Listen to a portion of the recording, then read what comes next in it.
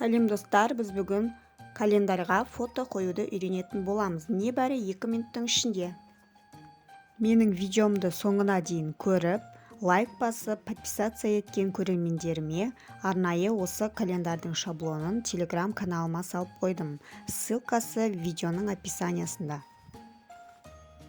Календарьдың шаблонын көшіру үшін мен Telegram каналға кіріп, сол жақтан көшіріп алдым.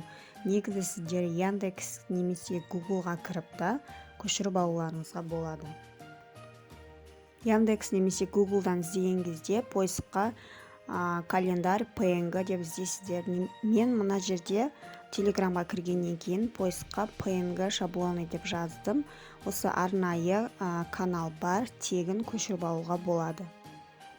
Осы каналға кіріп көріңіздер, көптеген банбанёкилардың шаблондары сіздерге қажетті көптеген шаблондарды алуға болады.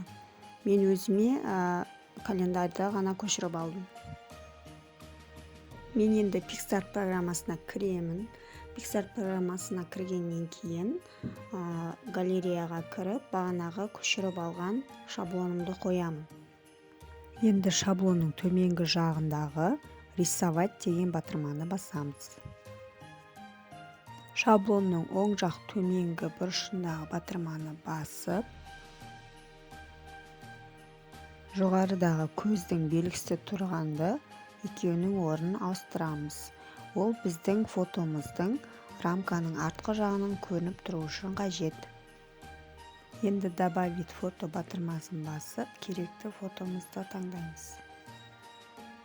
Фотоны шетіндегі стрелканы тарту арқылы өзімізге ұнаған көлемде үлкейтіп, кішірейтіп, әдемілеп қоюымызға болады.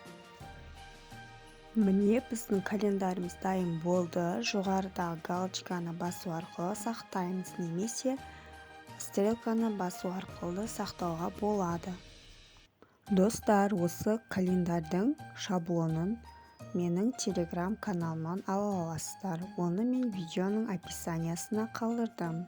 Сол ссылка арқылы көшіріп алуларыңызға болады. 2-3 түрін салып қойдым.